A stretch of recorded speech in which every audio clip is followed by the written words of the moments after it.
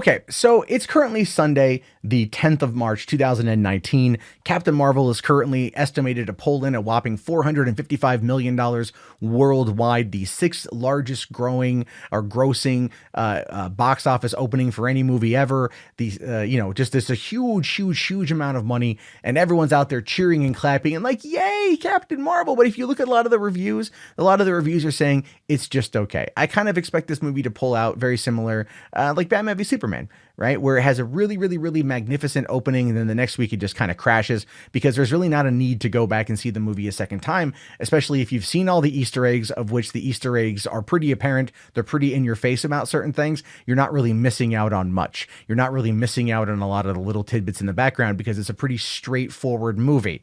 It really is. It's probably the most straightforward Marvel movie ever. And that's going to kind of hurt it for rewatchability, considering the fact that it's also okay. It's just okay. Anyway, look, Captain Marvel aside, let's talk about Alita Battle Angel. Let's talk about the potential sequel to Alita Battle Angel and the fight to get it a sequel, because that's going to be a problem.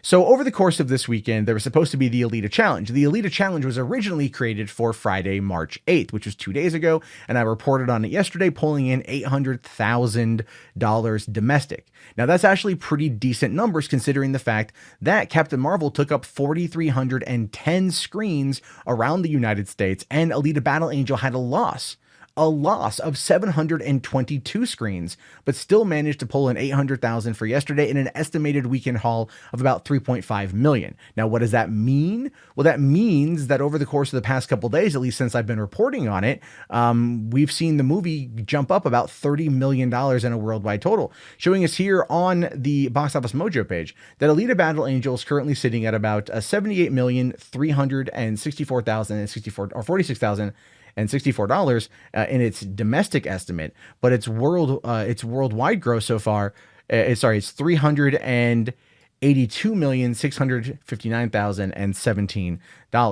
Now, when I first started talking about this the other day, it was at $351 million in a worldwide gross. That's a $31 million increase over the span of the last week.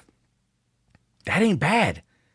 That ain't bad at all, considering the goal is to get it over $400 million worldwide. Now, the reason why you want it to be over 400 million, and this is just, again, theory and speculation since we don't have the hard data, a rumored $170 million gross or budget cost times 2, 340 million, tack on between 40 and 60 million for marketing purposes, and anything over 400 million and the movie is considered profitable, and it's done well in other countries. It's done well specifically in China in its opening weekend, kicked some serious ass, but the next weekend it kind of failed simply because it went up against a larger Chinese movie, and the way that it works in China is foreign films, like American produced movies that get the approval to go to China, have the ability to do very well, but when they go up against a big budget Chinese made film, they end up losing every single time. The Chinese people like Chinese films. They like foreign movies, but they still very much love movies that are produced on their own soil. So there's that to consider as well. So what we see here is a movie that's currently sitting at about $382 million worldwide, grossing an additional 30 million in this past week. With I think 7 million in the United States alone over the course of the past week. Getting it over $400 million seems like it's going to be a pretty decently easy thing to do. And if you go and you look at the video I did yesterday about the Alita Challenge and how well it did on Friday, look at the comments. This is the craziest thing. Look at the comments, and you have people that are legitimately saying, like, I've seen this movie like 3 times, 4 times. One person told me they saw the movie like 11 times. Another person said that they bought extra tickets for the theater that they went to, just wanting to support the movie and not actually bringing anyone with them, but still paying the extra money.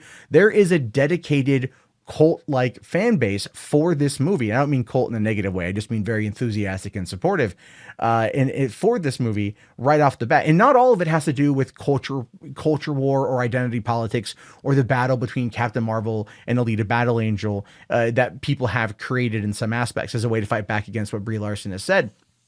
A lot of people out there really just genuinely enjoy the movie and they want to genuinely enjoy a sequel. So they're actually trying to fight for a movie in order to get it to a point of where it can possibly potentially get a sequel, which is one of the reasons why when I see articles like this that pop up a few hours ago on Cinema Blend, it just makes my damn blood boil. Alita Battle Angel probably won't make enough to get a sequel by Jessica Rodden. Yeah, okay, thanks, Jessica. I really enjoy your positive, enthusiastic, hot take in regards to trying to get people to go and see a movie. Now, remember what I talked about before, right? People like Jessica 6 years ago would have been out there on the after the opening box office numbers for Dredd came in, begging people to go and see Dredd because it's a good movie, but then people don't go and see it.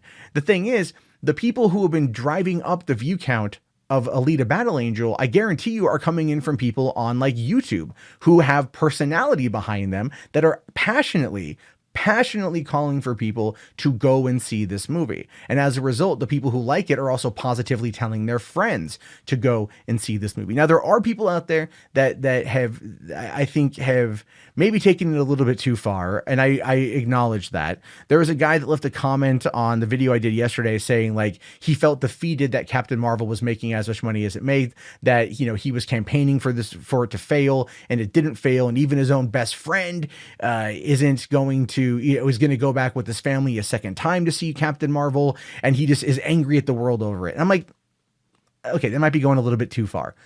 People are going to enjoy what they're going to enjoy, and we can't force anyone to go see something they don't want to go see. That ultimately becomes a big issue, right? There were a lot of people that were leaving comments on the other videos I did that were trying to argue that I was trying to force people to go and see Alita Battle Angel. I simply said, if you have a choice, go and see Alita over seeing Captain Marvel. Captain Marvel made $455 million. It would be fine. But ultimately, a character like Alita, through the excellent performance of Rose Salazar, who's not going to even get remotely any kind of awards consideration for her performance, even though it's one of the best ones we've seen in a while, clearly better than Brie Larson. And that's just, I think that's a statistical fact at this point, is a problem. So when you got people like Jessica Rodden here from Cinema Blend, you know what she also says, and this kind of cracks me up too. She says a line here, James Cameron has already said that he hasn't planned an Alita sequel yet. So she's already out there kind of putting, I would argue, some relative fake news out there, right? He may not be planning a sequel right off the bat, but he originally wrote it as a trilogy. He's been gestating on this project for nearly 20 years. His show Dark Angel with Jessica Alba back in 2000 was in fact inspired by Alita Battle Angel, or Battle Angel Alita, whatever it was the manga's called. So he's been gestating on this project for a while his attention's on Avatar right now, and obviously producing Terminator 6. I mean, like the dude's got the guy's got his plate full, but he already knows what he wants to do, and he would just be producing the sequel. Robert Rodriguez would obviously be adapting the screenplay and probably would be coming back to direct it again. So I just find those articles to be so ridiculous, especially because she's parroting this one right here. She's parroting this one from Scott Mendelson, who is a defender of Disney, 100% defender of Disney and Lucasfilm all the time, never criticizes it. It says here that the Alita fails the Alita Challenge, going on to say that Alita Battle Angel failed its Alita Challenge after losing 722 theaters.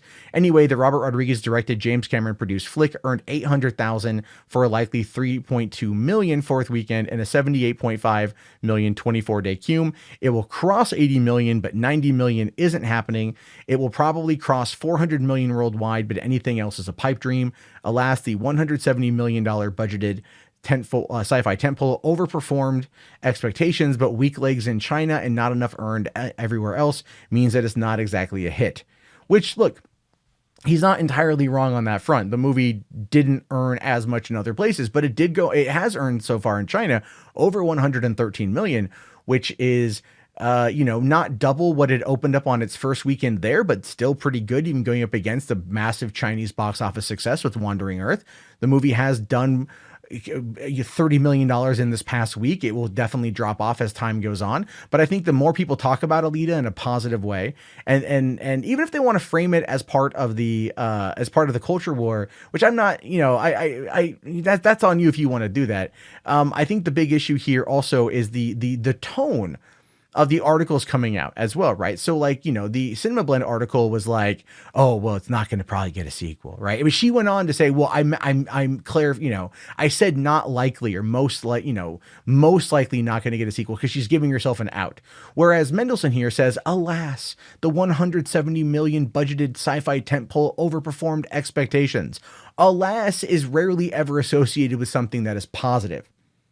So if a $170 million budgeted movie overperformed expectations, shouldn't that be somewhat lauded? Shouldn't that be appreciated? Shouldn't that be talked about as, man, people actually enjoyed this movie and coming at it from more of a positive mindset?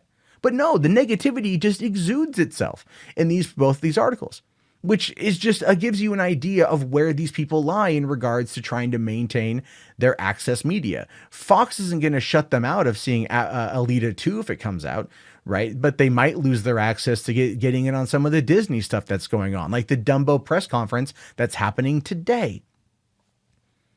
These people, I don't know anymore what's going on with these people. We're meant to trust them because they're meant to be critics. But the more you look at their words and the more you look at their actions, the more you realize that they really can't be in many ways trusted. And I'm not trying to sit there and say, you should trust me, I know everything. I don't know everything. I can only give you my opinion, but I'm going to be honest with you about my approach to things. I love movies. I love seeing all movies. I go into every movie wanting to like it. I enjoyed Captain Marvel, enjoyed Alita a lot more. Plan on, seeing Alita a couple more times. Captain Marvel, not so much. I went into Ghostbusters 2016 wanting to like it, hoping that it wasn't crap based upon what happened leading up to it. That movie was pretty bad, and I have no intention to watch it again. But it drives me up the wall what these people should be doing. What Scott Mendelsohn and Jessica Rodden should be doing is going, look, you may not enjoy the politics behind the Alita challenge. You may not, and that's fine. But look at it as more like, if you can help be positive towards this movie, like more people are seeing it and more people are enjoying it, isn't that a good thing? The more people go and see a movie, the likelihood of it getting a sequel is pretty high. And if the likelihood of it getting a sequel is pretty high, that means you get more stuff to talk about and more things to cover, and fans get to go see another movie, and everybody wins.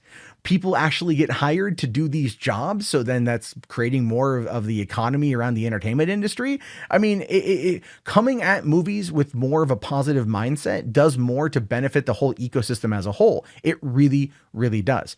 But it's just, no, let's just shit talk it because that's kind of where it's at. That's what we have to do. Let's just shit talk it. I want to see a sequel to Battle Angel Alita. I plan on buying it when it comes out on Blu-ray. I'm going to buy the physical copy of it. If I can get a steelbook, I'm going to get a steelbook. The movie is good. It's worth your time.